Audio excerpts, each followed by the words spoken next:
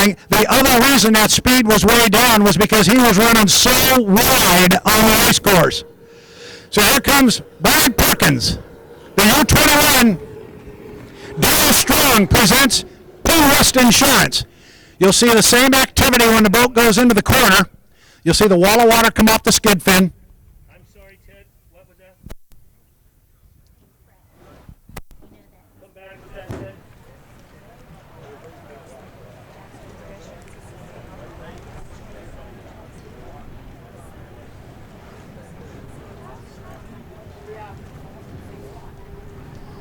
Up the backstretch it has. First time that Brian's been able to really see what that backstretch looks like. There is a bit of a breeze, and believe me, they can feel it. On the front of the boat, on the leading edge of the boat, there is a ring up there. He controls it with his left foot, and he can either put more air under the boat or less, depending on the attitude of the boat. The idea is to fly the boat as high as you can without obviously going too far, because if you do, well, then bad things happen. There's something else we need, Ted. So here he comes down to put his first lap on the books. We'll get a speed for him. Check out the logo on the fairing, which is the tail on the back.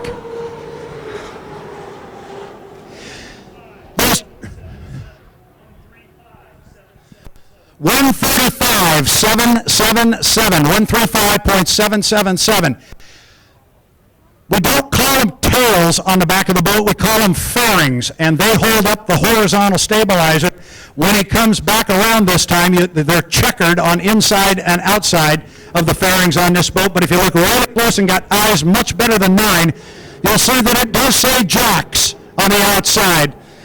You know Jack's a whole lot better than I do, but it is a local chain. There is apparently one here in town, and they have stepped up to help out on an associate sponsor basis on the U21. So it's Brian Perkins, been around this sport for many, many years, been driving unlimiteds for the better part of 11 or 12 years, lives in the town of North Bend, Washington on I-90, just east of Seattle. Check out the Jack's logo on the right side fairing.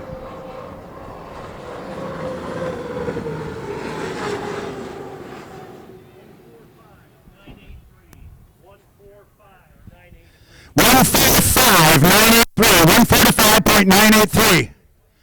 I don't remember Jimmy's time, but again, these speeds, these are average speeds per lap. So obviously he's doing a lot better than a $1:45 right now, and when he reaches the top end of the straightaway, he'll be doing much better than that, but then they slow down and scruff off speed when they get into the corner. This is a very accomplished H1 Unlimited Hydroplane driver, Brian Perkins. Mom and Dad are standing down here in front of us watching their son go around the race course. Dad's on the radio with him. No, it's too late. The 2.7 is on the ladder. The 11 just left. Here comes Brian Perkins one more time. Dale Strong presents Pool West Insurance. Brian Perkins. And if we don't know if the water conditions are any good, it is an outstanding boat ride.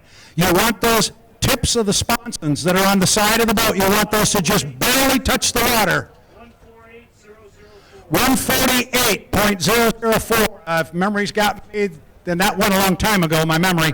I think that is the fastest lap we saw, 148. Is that Jimmy down there? So we lost Jimmy Shane on his way back to the pit area. I see him drifting down there by the causeway there, so clearly somebody's going to want to get a line to him pretty quick before, I don't know how close he is to shore. But there's a lot of real expensive hardware on the bottom of that boat, starting with about a $25,000 propeller. Okay, the U11 Tom Thompson, going to be our next boat to come out. You see him coming away from the pit area now. Tom hails from Cambridge, Maryland.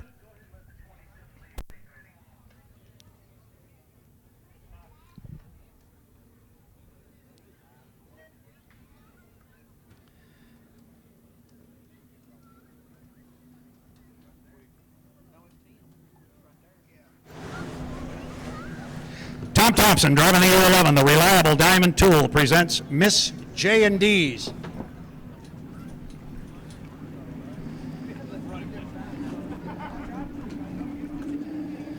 Tom from Cambridge, Maryland, as I mentioned, and he will tell you it is the hotbed of hydroplane racing. More national champions, more world records are set and have been owned by people from Cambridge, Maryland in all classes of boat racing when you consider it.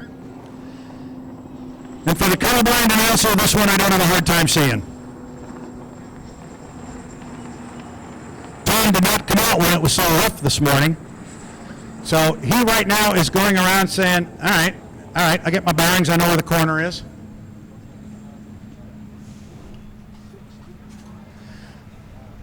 We're told the U-27 is in the water, and if you've got a local favorite boat, that's going to be yours, owned by Milton Charlie Wiggins. The boat hails from Rainbow City, Alabama. Milton Charlie from Gadsden. Thus the name on the boat, the U-27. The Greater Gadsden Presents Chase Building Group. Haven't seen them yet on the course. Tom Thompson says, okay, I've seen this race course once, now we'll see what maybe we can get out of this boat. This boat was in a horrible accident a number of years ago in Doha, Qatar. And the boat sat in the shop for many years, and these guys ran a second hull. And then last year, during the off-season, this team, they worked round the clock all year and rebuilt this boat, and they really stepped up their game a year ago. But they didn't get to spend much time on their propeller technology or their motor technology. They had that chance this off-season. This is a player this weekend. Tom Thompson, if he gets in that final heat and somebody gives him a really good lane, he is going to make everybody earn the right to drive around him. He is a very competitive guy, and when the time's right and he feels good, he can make that boat go. Scott and Shannon Rainey are the owners, again out of the Pacific Northwest. Tom from Maryland. I suspect we'll get a speed on this lap. Tom's not running real hard. For all of these guys, it's the first time on this particular body of water. 440.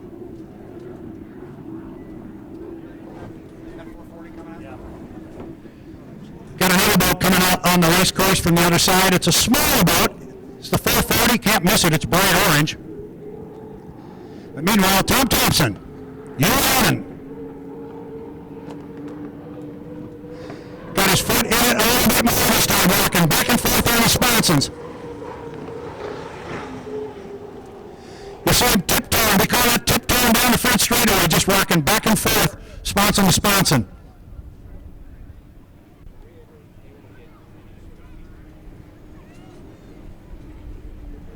That lap was at a 132.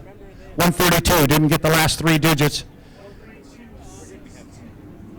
132.625. I'm lip reading and getting hand signals down here.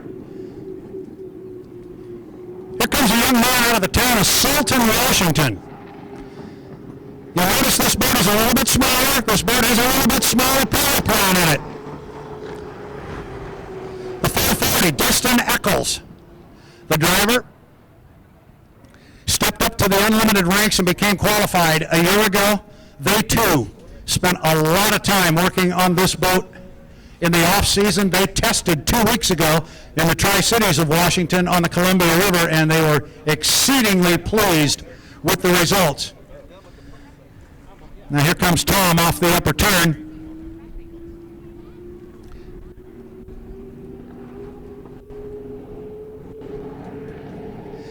See if Tom doesn't pull his foot out of it as soon as he crosses start-finish. Not sure if he did. One of the things these drivers have to do before we go racing, when we get into our actual racing, everything is done on a clock. And they've got to know exactly how long it takes for them to get from point A on the race course to the start-finish line, which again is going to have to move. That's why I'm not sure he'd run a timing mark. Tom's going to hit it back. Here comes Dustin Eccles down one more time. But these guys have come out at hard charge the start-finish line and time how long it takes from the exit point to the start-finish.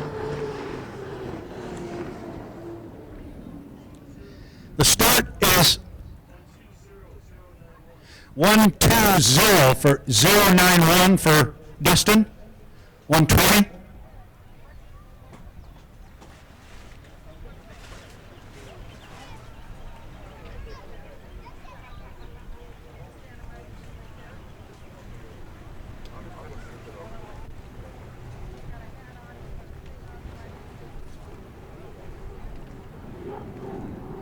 To give you an idea how much speed this boat has, after all the work they did prior to last season, they were running laps consistently in the high 140s in the Tri-Cities on a race course that is dimensionally the same as this one.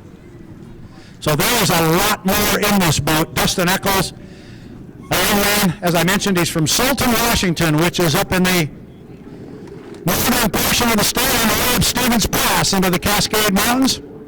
Young man owns a Mack truck business. Dustin Eccles. 127. Stepped it up that time. 127. 127 on that lap for Dustin. I think we got Cal here. Cal. So we got Cal Phipps, as your hometown favorite here, gang. These guys rolling around, and this thing is fast. Cal Phipps, driving 27.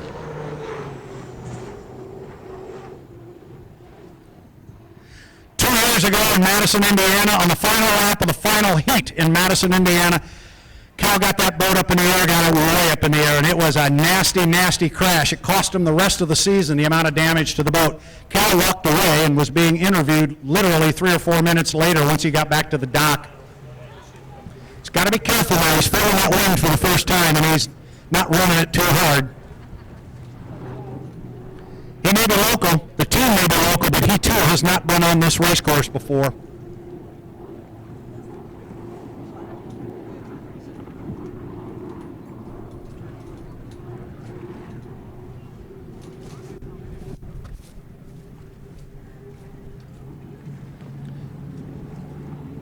U27, Greater Gadsden presents Chase Building Group, Calvin Phipps.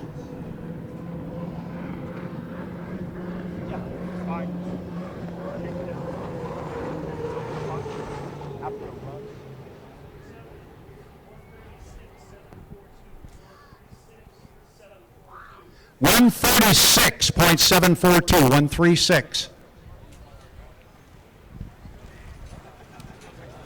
Because, remember, the last time we ran the Unlimiteds here was 1969. The qualifying record on this race course is 109. Things have changed a bit, so you're going to see a record fall today. We haven't seen a lap anywhere near that yet. All right, so Calvin's a little harder up to the top end of the race course in the 27. You want to watch how tight he puts it on the ball there, and that's a nice corner up there for Calvin. Don't know about the lightning bolt in the background. I'm not sure we needed that. Made for a good photo if anybody caught it. But that's how you can save up a lot of time on a race course. It's staying tight to the ball there, so Calvin's going to have a faster lap this time. Let's see if he's going to make a liar out of me. 4.9, 3.82.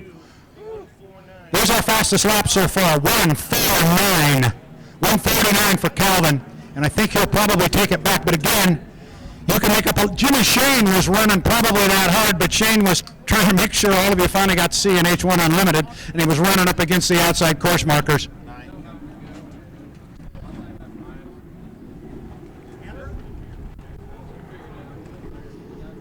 Well, this guy is Andrew Tate, and he drives the Delta Auto track, and you want to talk about a rocket ship and a hard foot. Andrew Tate.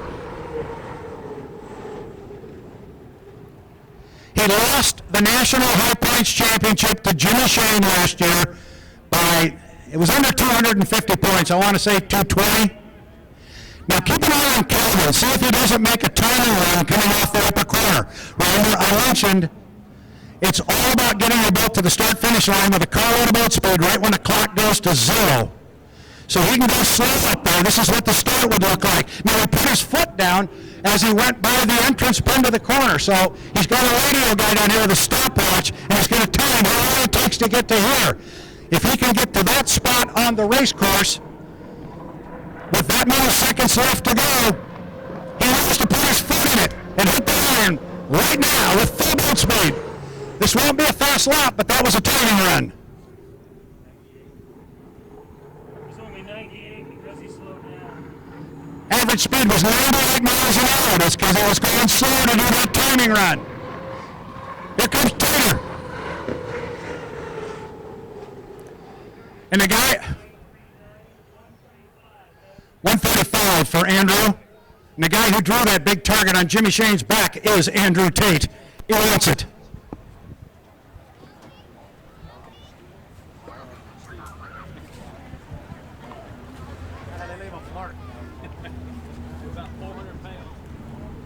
Andrew's going to blow by Calvin. Watch Calvin. He's going to do it again. But look and see. One of two things is going to change.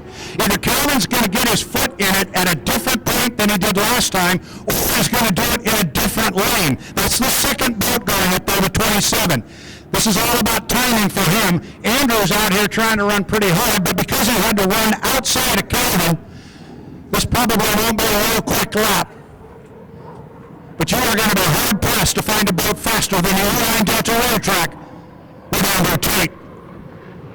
A little bit of the boat there as he sets it right back down.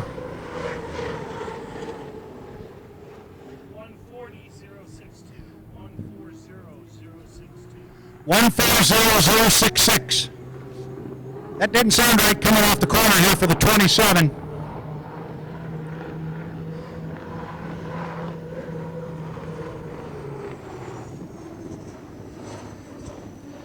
Keep an eye on Andrew. He's running hard up the backstretch in that U-Line Delta Rail Track.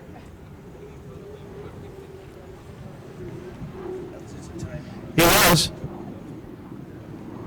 See if he doesn't make a timing run. They've told him now, the radio man has told him that Calvin Phipps is headed back to the pit area in the 27. I think, yep, he's going to go back. So now Andrew knows he's got the course to himself.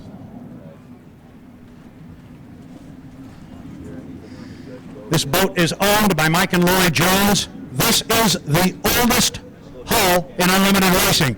Keep in mind these things get rebuilt almost completely each year, so it's almost brand new every year.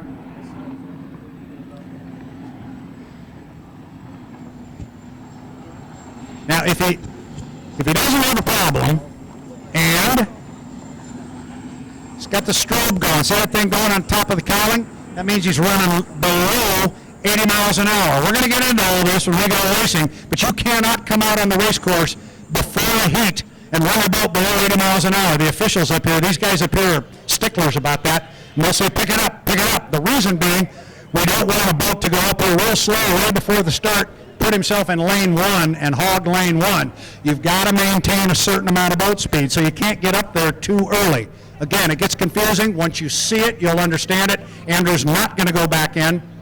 This is all a part of timing. He needs to know at slow speed, how long does it take him to run around the race course.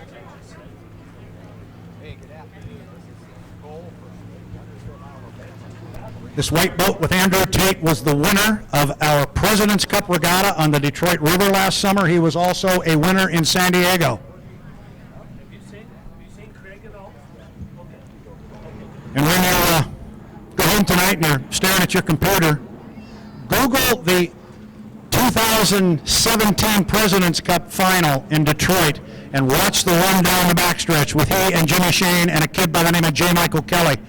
It was wild, and they were flying. So let's see what he can do now, see if he's going to put his foot with, again, a little strobe right up there in the top end of the turn. See if he doesn't put his foot down at some point.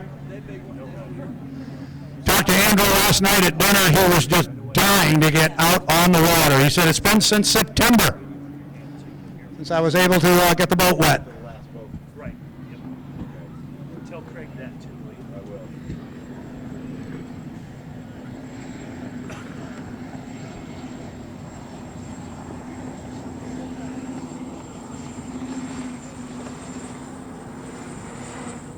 We've seen a number of our H1 Unlimiteds come out here, and trust me, what he's doing out here is all part of the game. But I see a radio personnel showing up here now from our Grand Prix boats. So if you like the boys with the noise, that's what's coming up next. This is good stuff. These are the ones you pull out the headphones for the kids and all that good stuff. See what Andrew's doing down here. And the young man from Walled Lake, Michigan is going to head back to the pit area. So now we're going to open up our course, I believe.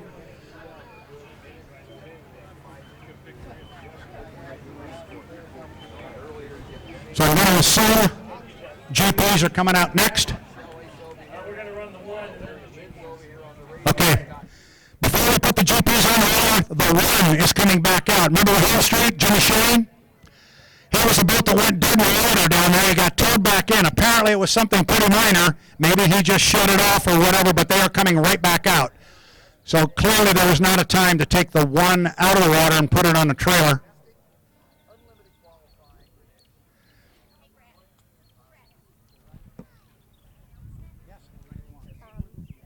When we were down and closed, we had some pit people that may have missed their pit tours. Okay. And we have a pit tour that's leaving over at the Guntersville Senior Center outside Gate 1 at 3 o'clock if they would like to catch that bus. So if they bought a pit pass today and they have not had their pit tour, or they missed their pit tour time and it was for today, they can catch the pit tour bus at 3 o'clock if they would make their way there. All right, I have an announcement here, and Katie, don't go away. I'm going to need your help here. But when we had to evacuate everybody out of the park, there were some people that missed their pit tours. They bought tickets for a pit tour, they didn't get it. If you did not get your pit tour and you want one, there's a bus that is going to leave outside Gate 1 at the what? At the Guntersville Rec Center at 3 o'clock. 3 o'clock, if you didn't get your pit tour, the bus is going to leave down there at 3. Go down there, we'll get you on a bus, take you over, and you can tell Andrew that was really cool when he rocketed by here. 3 o'clock, if you missed your pit tour, head on down that way.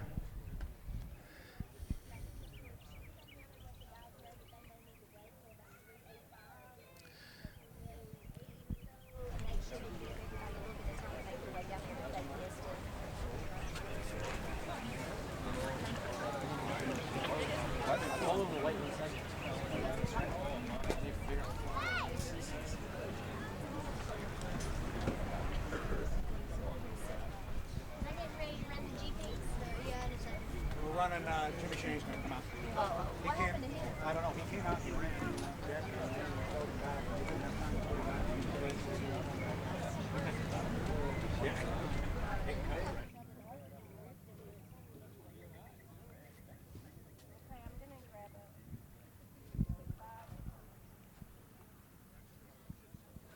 All right, Guntersville. This is when I put it out on the edge a little bit. But we waited a day and a half to do that, so just a little flavor. Was that pretty good? You guys like that? Oh, we got work to do. We got work to do. Okay, we'll get there. Still awaiting Jimmy Shane. The O1 Home Street, going to come back out, and then we'll fire up our GPs.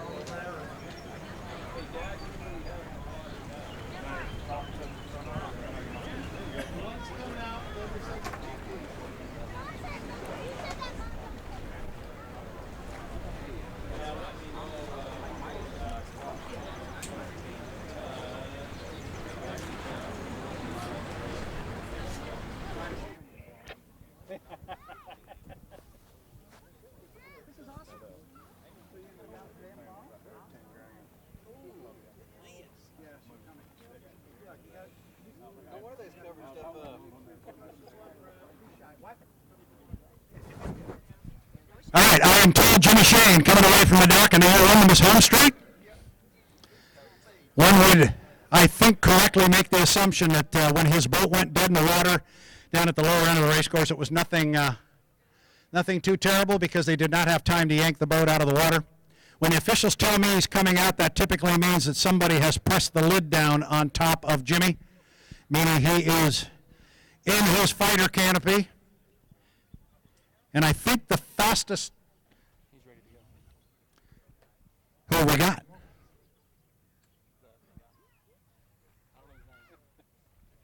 I'm told we'll have Paul Doogie back in the pit area here with a driver interview. So we're going to try and patch in Mr. Doogie now. Paul, who you got for us?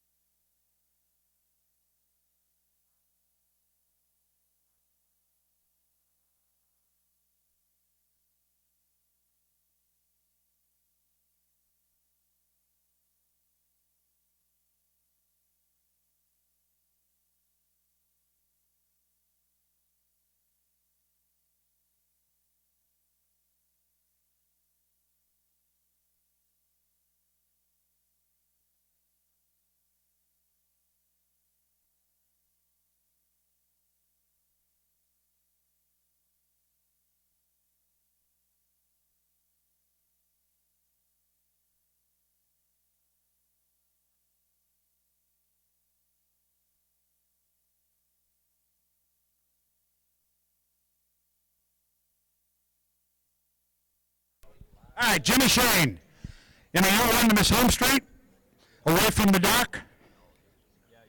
He came out earlier. I think our fast lap was 1:49. Yep, 1:49 by the 27 in Cal Phipps. I got a nickel says you see your first $1.50. We'll see.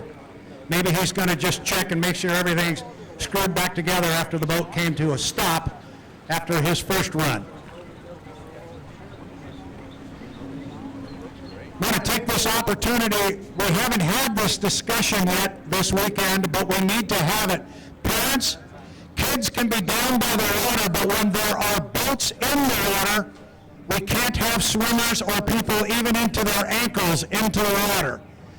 Be right there on the edge, that's fine, but please make sure they are not in the water. There are insurance rules for all of this, and I'm sure I can appreciate Joey Guntersville.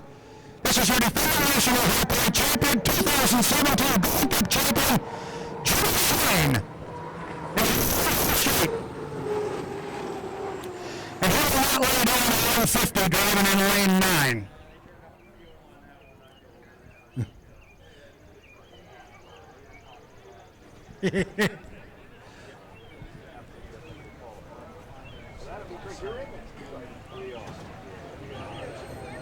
Now keep an eye on Jimmy when he runs up the backstretch here.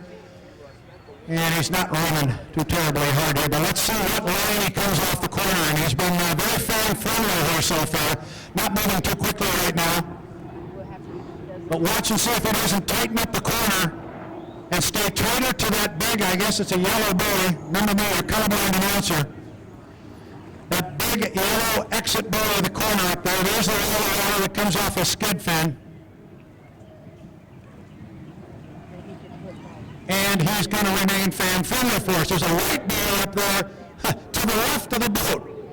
If he goes outside that buoy, there's a young man wanting to talk to him when he starts writing checks to the insurance guy.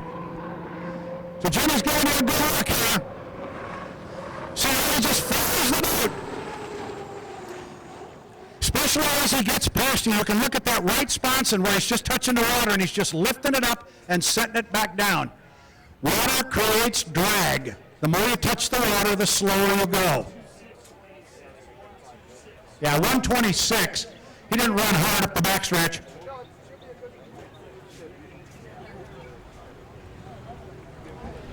This kid burst on the scene about 7 years ago in the unlimited ranks. He was well known in the smaller boats. He hails from the East Coast. His hometown is Havre de Grace, Maryland. He used to race on a place called the Susquehanna River. and having a grass meadow. And he caught the eyes of a couple of race teams in the H1 group. And so far, this is where it's been. He has won the last 5 national high-point championships. Only the second man in the history of the sport ever to do it. Andrew Tate and a host of others are bound and determined not to let him have number 6. But right now, Jimmy has promised to put on a show, and he's staying wide on the course.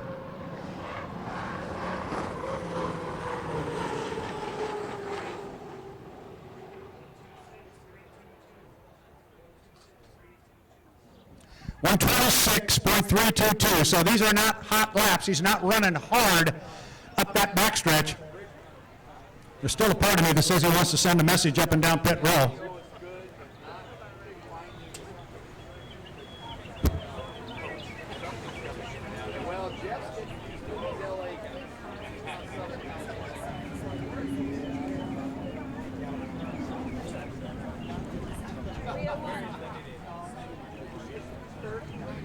Thank you.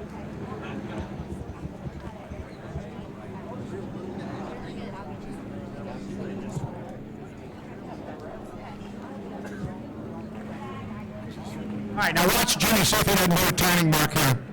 We can only turn around. There's the entrance into the corner right there. He's still slow. Still not running hard. And now he's going to put it on the wheel. So this is going to be a turning mark in round number 1. You can put a coat of paint between his boat and the boat. That's about it. Now see if Jimmy doesn't hammer it here.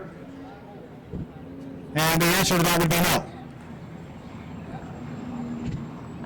I think we'll see more of that when they come out a little bit later, because we've got to move the start-finish line because they're turning themselves to a start-finish line. Well, that was interesting. He kind of nailed his foot right there with about 60 yards before start-finish and then pulled his foot. That is the boat to beat on the H1 circuit. The boat is based in Renton, Washington, actually Tukwila, Washington. If you've caught on, there's a lot of Washingtons going on here. I thought Jimmy was going to head back. He is not. But the boat is based in Tukwila, Washington, which is just south of Seattle.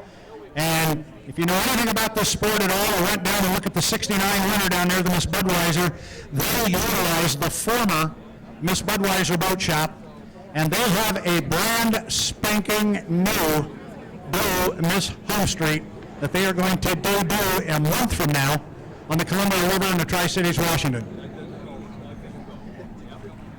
The boat will have some trick differences between this one and the new boat. However, many of the parts will be interchangeable for obvious reasons.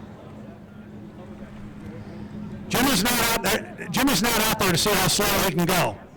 He's figuring out, and again, it's not just how long it takes you to get from one point to the start-finish line, but it could be how long it takes you to get from the start-finish line to halfway up the backstretch. Here comes Jimmy. Here comes Jimmy. Put the foot down. Did he look right underneath the boat? He's checking his acceleration off the tire so he doesn't put his foot when he crosses.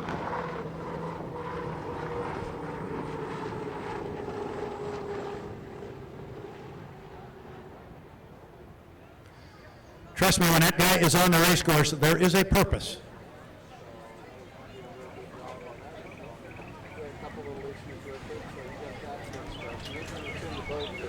It's going to be a great sight. Those people coming across the lake. Okay,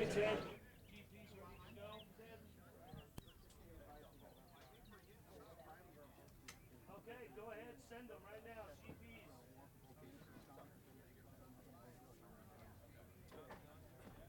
All right.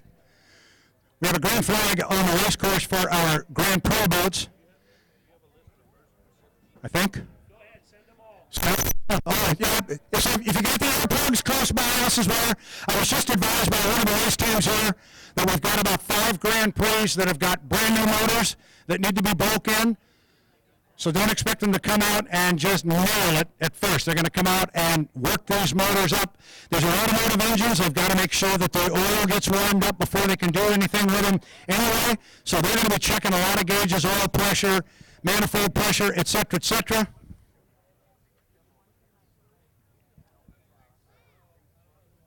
Chris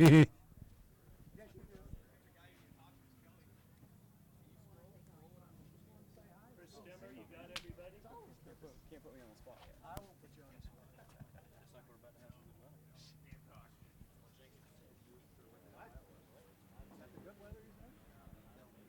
Thumb, let us know what's going on.